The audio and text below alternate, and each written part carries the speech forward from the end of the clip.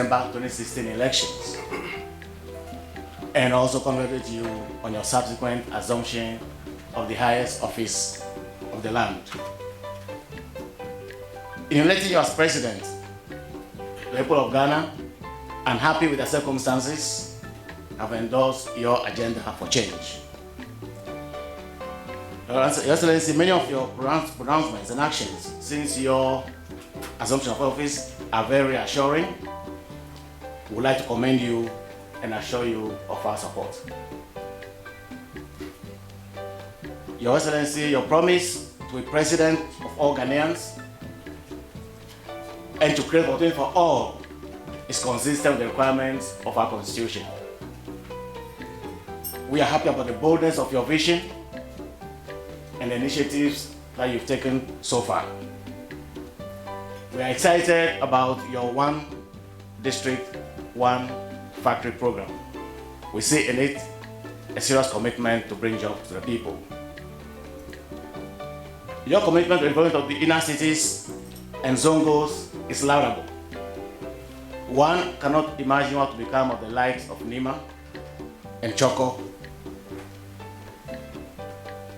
if we do nothing about them 40 years from now.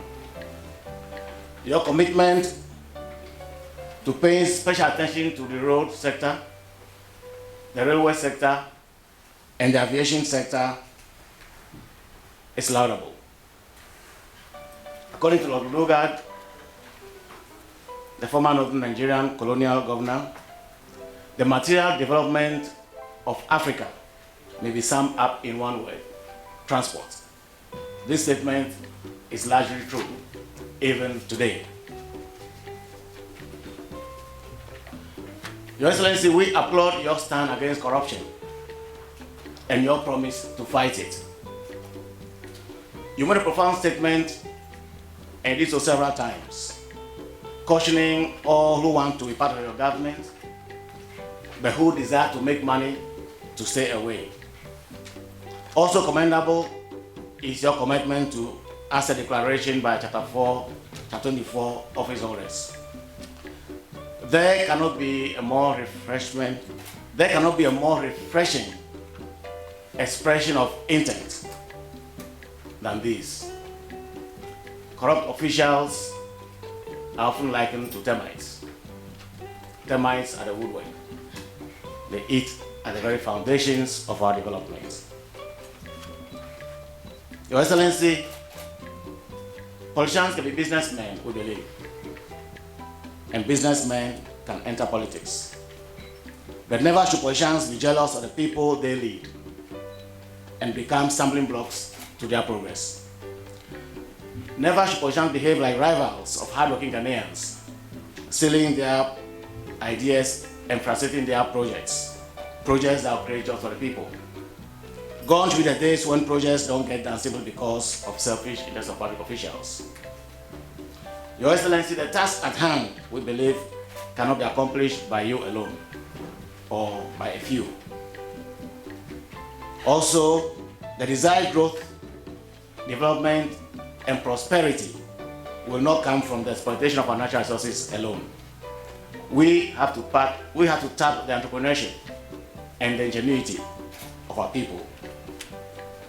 That is why we want to see the opportunity to call on all Ghanaians to lend their support. There is no room for apathetic spectating. Your Excellency, wherever black people are dominant, poverty reigns. We pray that you lead selflessly so that your success, our success, will consider the redemption of the black man, and so that we can serve once again as an example to all our racial compatriots. On our part, Your Excellency, we are reorganizing to support you to resolve all outstanding chieftaincy conflicts, to help unite our people. And we are mobilizing on all fronts, all of our chiefs, so we can play a greater role in governance and in the development process. We have no choice, Your Excellency. If we have to survive we have to move with the times and become more relevant to the aspirations of the people we lead. While the National House of Chiefs and the various general houses have quality human capital that the country can benefit from, the Constitution bars chiefs from partisan politics. As an unpartisan body of very experienced senior citizens with equal representation from all the regions, the National House of Chiefs can play a role of an independent arbiter and catalyst in the governance and development process. At our meeting last week, Your Excellency, the National House of Chiefs adopted a strategic action plan aimed at making us more effective in the performance of our responsibilities to the people we serve. For the prosecution of the agenda, the House approved the formation of 6 committees: Research and International Affairs, Land, Natural Resources and Environment, Finance and Infrastructure, External Relations, Legal Affairs, and Governance and Development. In a nutshell, these committees are to help mobilize the chiefs of our country and also procure the necessary information and resources that will position us to play our role effectively. Your Excellency, we have to strive together to make it necessary for our people to want to risk their lives crossing deserts and rough seas in search of greener pastures. It's a privilege and an obligation we share as leaders. That is why I want to commend you for your demonstration of appreciation for the chieftaincy institution and your express commitment to working with us so that together we can bring prosperity to our people. We count on your support as we perform our work so that together we can begin to realize our shared obligation sooner than later. Your Excellency, I want to assure you that the chiefs of this country are solid behind you. We have so much stake in what you are trying to do for the country because development is our primary concern. And as we all know, politicians come and go, but the chiefs remain and remain accountable to their people. So your success is indeed our success.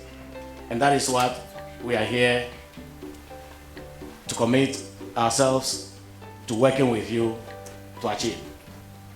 May God guide you on the journey. Thank you. Togbe, President of the National House of Chiefs, and Nananum, members of the Standing Committee of the National House of Chiefs. First of all, let me tell you how much of a pleasure it is for me to welcome all of you to this, the seat of the presidency of our country. And to thank you especially for the very warm words of congratulation and commendation that has fallen from the lips of the national president. I've said, and I've been saying it for many, many years, that I believe that if we are to succeed in our undertaking, our common undertaking of bringing progress and prosperity to the people of our country, it requires that those of us, the political leaders of the center, and you, the traditional rulers of our country, find an effective way of collaborating to address the concerns of our people. I hold on to that commitment. I hold on to that belief today. And I'm hoping that very soon, in the life of the administration, a new partnership between you, the traditional rulers, and the central government is going to be unveiled for the public discourse of our country. I think it's important. Togbe, President, made the remark about the relevance of your institution in these changed times of today.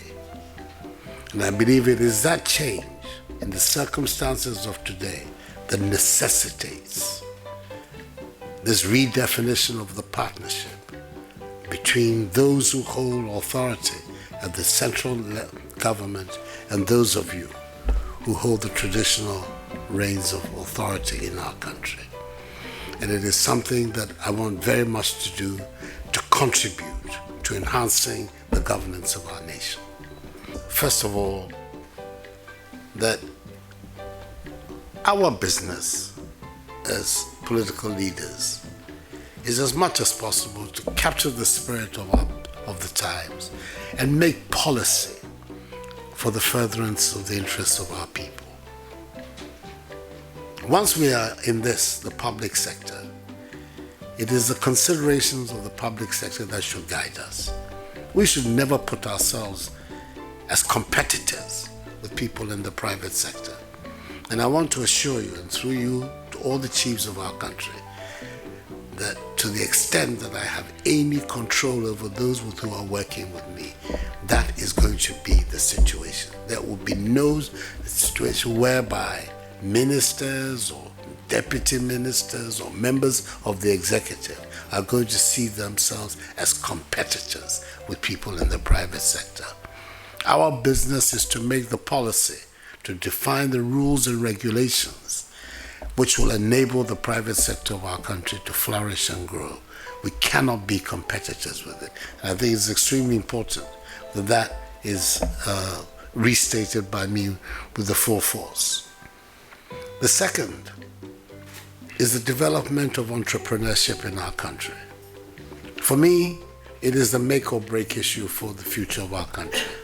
That if we can find young men and women, Ghanaians, who have that sense of innovation, that sense of creativity, that sense of entrepreneurship, then we know that given the right framework and appropriate policies, that our country will prosper and will make it.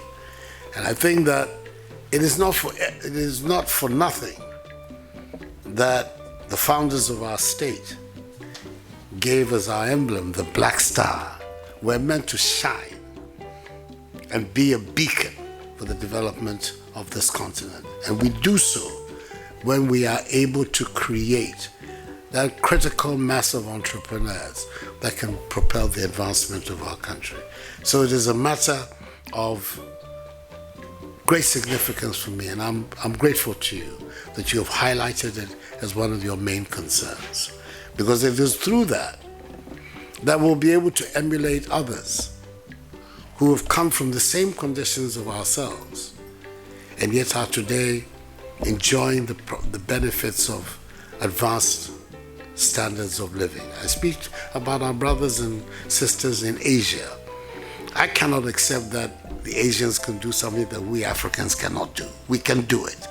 And the opportunity is there for all of us to band together to make that effort so that the eradication of poverty, if we can do it here in Ghana, it becomes a signal to all the black race, as you said, in the world, that indeed we are capable of Kwame Nkrumah's famous words of managing our own affairs. In the process of defining this new partnership, I think we will have a look there to see the role that you have given yourselves to be arbiters and mediators of important national issues in our country. I think it is something that will be a very great benefit to our country. People are talking even about the possibility of a second chamber where the traditional authorities will sit, look at legislation and bring to bear also their particular local as well as general information and knowledge. I think these are matters that are now part of the public discourse of the country, and all of us are going to have to look at it and decide for ourselves whether it's an efficient way to go forward, whether we can afford it, and whether it will have the impact that we see. But that there is a need for all of us to engage on a discussion as to how best this unique institution. We travel around our continent and we never come across this array of dignity, of beauty, of standing that we have here in Ghana. And I think it is important for us Ghanaians to continue to cherish this institution and find a way to make this institution a central feature in everything that we're trying to do. And I believe that the definition of this new partnership that is coming is going to respond to this. I'm happy about hearing about the adoption of a new strategy that you have for repositioning the institution and seeing how it can also become relevant. There are many things that we need your assistance of in protecting our environment, in providing that solid base for the education of our youth. There are several areas of national and social concern that your participation and involvement is absolutely critical. Our issue with the degradation and devastation of the environment. Unfortunately, there are occasions when, I say so with the greatest of respect, when there are chiefs who are complicit in the decisions that are taken about Galamsey operations and everything. I think it is important that all of us in Ghana recognize that if we don't make a stand against this willful degradation of our environment, sooner than later, we'll all realize and get up and find that we have devastated our country and its future. And that there is an obligation on all of us, looking at the future, to make sure that we bring this phenomenon under control. And I am going to seek your full cooperation. We have proposals that we intend to bring to the Parliament about how we can control this phenomenon and bring to bear our collective interest in safeguarding our environment. And I think that you have such a very important role to play in making a success of that. And I'm counting on you and on the expressions of goodwill that you have expressed to me and my administration to make it possible for that to happen. I'm grateful for the expression of solid support, but I also take on board the statement that we come and go, but you stay. I think it's a very salutary lesson for us. That all of us imbibe that lesson, that we are transient and you are the permanent features of our landscape. And I'm very, very, very happy today about me, and there are many here who are long-standing friends. I even have in-laws here amongst you. I'm very, very grateful for this visit, and I'm hoping that you will see this place as a home for you, with some place which is open, and that collectively, individually, any of you want to meet with me or see me, that you should feel free to come.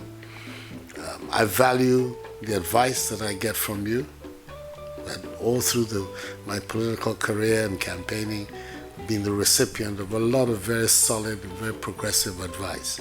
I continue to thank you for it and also to expect it. Where I am now is a very lonely place. Say leadership, as you know as well as I do, that it's a very lonely exercise. And I think that when you have well-wishers and people of good spirit and intention helping you, it eases the burden of leadership. Our country is, I believe, poised for some very rapid development. We have a very ambitious program, and a program which we've laid out before the country. Steps are going to be taken very, very soon. My own address that is coming before the nation in the first budget of the country, to let the Ghanaian people know that the commitments that we made in order to get their mandate were not just hollow words that we were putting in the air, but that there was every intention to live by those commitments. And that those commitments, in our vision, are the way forward for the progress and prosperity of our country. I'm expecting that very soon, the difficulties in our economic circumstances are going to be a thing of the past.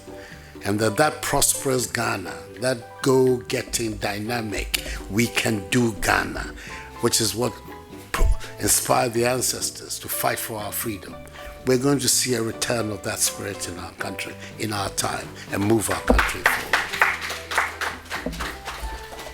So I'm grateful to you for this visit, and I'm expecting several more in the 4 years that I've been given the keys to this place.